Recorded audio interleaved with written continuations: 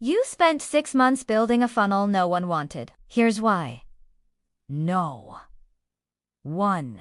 You built without validating. You spent countless hours and a ton of money building a product or feature no one wants. Because when you build something without validating your idea first, you're taking a huge risk. And if you're not willing to take risks, you'll never be successful. The only way to truly know if your idea is any good is to validate it first.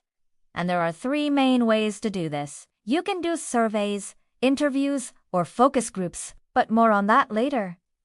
Number 2. You assumed instead of asking. You assumed what the customer wanted, and you assumed wrong.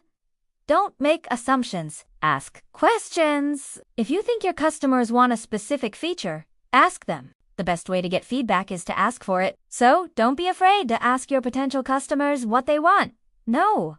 3. You launched 2 crickets. You launched your product or feature 2 crickets.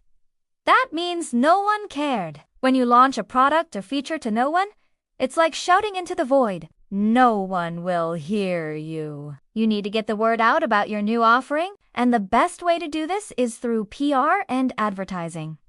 No. 4. You should have tested with a $0 survey. You didn't do your research. You didn't do a survey. A survey is the best way to validate your idea.